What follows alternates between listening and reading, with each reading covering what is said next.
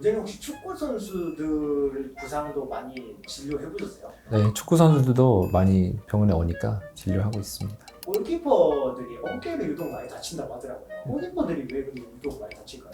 필드에서 뛰는 선수들보다 주로 이제 손으로 공을 많이 다루고 강하게 날아오는 공을 막거나 그리고 손으로 공을 던지죠. 그리고 다이빙 캐치를 하면서 팔을 뻗은 상태에서 땅으로 이제 착지하는 과정 중에서 어깨에 충격이 많이 갈 수 있기 때문에 그래서 부상이 좀 많이 생길 수 있다고 생각합니다. 그러면은 필드에서 뛰어다니는 선수들 어깨 부상이랑 차이가 있을까요? 몸싸움에서 떨어지고 하는 것들은 필드 선수도 생길 수 있는데 가장 큰 차이점은 골키퍼는 이제 공을 이제 다시 줄 때 손으로 던지기도 하잖아요. 그런 것들을 하기 위해 훈련을 또 반복해서 하기도 하고 그런 반복된 공 던지는 자세에 의해서 야구 선수들이 나타나는 투구에 의한 어깨 손상 이런 것들도 골키퍼 선에게는 추가적으로 나타날 수 있는 위험이 있죠. 골키퍼 공 멀리 던져야 돼요. 네, 그렇죠. 그러면은 몸이 날려서 공을 맞고 팔꿈치 같은 걸로 착지를 하게 되면 네. 그 팔꿈치에 오는 충격이 어깨까지 가까요. 그럴 수 있죠. 낙법처럼 공을 잡았을 때 높이나 이제 그런 거에 따라서 부상을 최소화할 수 있는 이런 여러 동작들이 있는데 팔꿈치를 몸에 많이 뻗은 상태에서 할수록 그리고 이제 쭉 편 상태로 부딪힐수록 충격이 어깨까지 다이렉트로 가기 때문에 보통은 최대한 몸에 붙여서 팔꿈치를 보호하고 측면으로 부딪히고 그리고 이제 골반을 먼저 땅에 닿게 하면서 순서대로 이렇게 둥그렇게 부딪히거나 충격을 또 흡수하는 뭐 여러 가지 방법들이 있는 것으로 알고 있습니다. 착지 방법이 따로 있네요. 네, 그렇죠.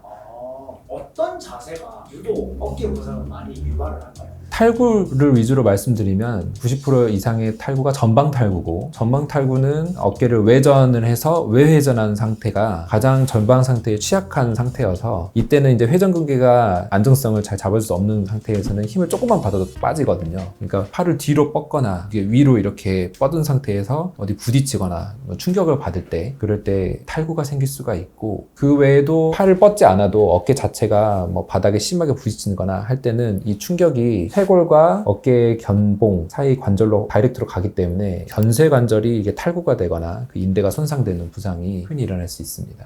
그럼 골키퍼들 팔꿈치랑 어깨랑 둘 중에 어느 쪽이 부상이 더 높을까요? 부상 빈도는 어깨가 훨씬 더 높은 걸로 제가 알고 있고 팔꿈치는 상대적으로는 흔하진 않지만 생겼을 때 치료가 좀 더 어깨보다 좀 까다롭고 회복이 오래 걸리는 경우가 있을 수 있겠습니다. 팔꿈치는 그러면 부상을 당하면 뼈 쪽으로 다이렉트로 다치는 걸까요? 보통은 이제 우리가 이제 부딪히면 멍이 들고 피가 나잖아요. 그런 관절 내로 그런 혈종이 생긴다거나 붓기가 생기거나 이제 그런 것들이 반복되면 관절이 강직이 되거나 구축이 되는 경우가 많습니다. 끝까지 안 굽혀지거나 끝까지 안 펴지거나 그 외에도 이제 잘못된 착지를 했을 때 팔꿈치가 강한 힘을 받으면서 뭐 탈구가 되거나 인대가 손상되거나 하는 경우가 흔하다고 볼 수 있겠습니다. 팔꿈치가 탈구되는 건 어떻게 탈구돼요? 팔꿈치가 탈구가 되죠. 네, 자료 화면에 이렇게 탈구가 됩니다. 뭐라 말로 설명할 수는 없고. 골키퍼들이 이제 공을 막으려고 하다 보니까 네. 골대에 팔꿈치가 부딪혀서 조각 난다고 했나? 아, 깨져가지고 그런 경우도 있다고 하더라고요. 네네. 팔꿈치는 한번 손상이 되면 주변에 여러 가지 신경 혈관도 바로 옆에 지나가기도 하고 골절이 동반되는 경우도 많기 때문에 회복하는데 굉장히 까다롭고 재활이 더 어렵다고 볼 수 있겠습니다. 조각도 맞추고 여러 가지 인대 봉합도 같이 실시하고 이렇게 가야 됩니다. 그건 진짜 크게 다치는 거네요. 그렇죠. 예. 그 제가 방금 말씀드린 그게 혹시 골키퍼 엘보일까요? 이제 거기 보면 이제 삼두근 뭐 파열 이렇게 돼 있는데 너무 드문 질환이어가지고 되게 보기 어려울 것 같아요. 실제로 잘 일어나지가 않고 흔한 질병은 아닌 것 같습니다. 그러면 아마추어 골키퍼랑 프로 골키퍼랑 부상 유형의 차이도 있을까요?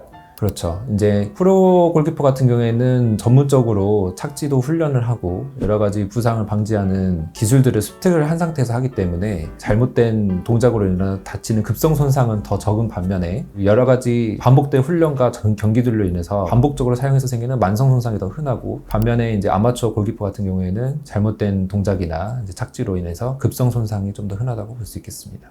그러면은 골키퍼 같은 경우는 부상을 당했을 때 경기에 복귀하는 시간은 어느 정도 걸릴까요? 부상에 따라 다 다르겠는데요. 견쇄관절의 염좌 같은 경우에는 뭐 1형부터 6형까지 나눈다고 봤을 때 3형부터는 이제 수술을 고려해야 되는 단계고 간단한 1에서 2형 같은 경우에는 뭐 2에서 6주 정도 가료를 하면 이제 복귀할 수 있겠고 회전근개 파열 같은 경우에 부분 파열로 수술을 안 하고 봤을 때는 3에서 6개월 정도 그리고 팔구된 후에 방카르트 병변을 수술했을 때는 경기까지 6개월 정도 골키퍼는 더군다나 이제 다이빙을 하고 하는 자세들이 또 있기 때문에 다른 선수나 일반인들보다는 좀 더 재활 기간들을 길게 가져가고 해야 되는 필요가 있겠습니다. 회복 기간이 생각보다 엄청 기네요. 원래 어깨 자체가 회복이 느린 거예요? 물론 이제 일반인들이 일상생활로 복귀는 훨씬 빠릅니다. 스포츠로 복귀하려면은 이런 재활 기간이 충분히 필요하겠습니다. 그러면 이제 골키퍼를 하는데 네. 어깨는 팔꿈치 부상이 생겼어요. 네. 그러면 이제 냉찜질을 해야 될까요? 온찜질을 해야 될까요? 급성으로 부상이 생겼을 때는 우리가 몸이 부상당한 그 신체 부위에서 이것들을 복구하기 위해서 염증 반응이 활발하게 일어나는데 그것들이 이제 48시간에서 72시간까지는 냉찜질을 하면 과도한 염증 반응들을 가라앉혀 주면서 붓기나 통증 이런 것들을 가라앉힐 수 있고 48시간 내지 72시간부터는 온찜질을 하는 게 오히려 혈류를 도왔고 그로 인해서 이제 회복들을 좀 도울 수 있죠. 그래서 72시간 이전에는 냉찜질, 72시간 이후에는 온찜질 이렇게 알고 계시면 되겠습니다. 병원은 언제 가요? 병원은 빨리 오면 좋죠. 그런데 이제 겉으로 봤을 때 이제 모양이 변형이 되거나 아파서 꼼짝을 못 하거나 급격하게 부어오르면서 멍이 들거나 팔이나 손끝이 뭐 저리거나 아니면 어깨가 저리거나 이런 증상이 있으면은 이제 그 즉시 병원에 와야 되는 응급 상황이고 그 외에 가벼운 염자나 이런 것들은 이틀, 3일 정도는 좀 지켜볼 수 있겠으나 통증이 이틀이나 3일 이상 지속되면 웬만하면 병원에서 한번 확인을 받아보시는 것이 좋겠다고 생각합니다. 알겠습니다. 네, 오늘 이제 골키퍼 어깨 부상에 대해서 여쭤봤는데 네. 굳이 꼭 골키퍼가 아니더라도 실생활에서 우리도 많이 흔하게 다칠 수 있는 질환들입니다. 네, 그렇죠. 낙상하거나 넘어지거나 뭐 높은 데 올라가다가 떨어지거나 팔을 뻗은 상태에서 넘어지거나 이런 상태에서 흔히 다칠 수 있습니다. 설명하시느라 고생 많으셨습니다. 네, 감사합니다.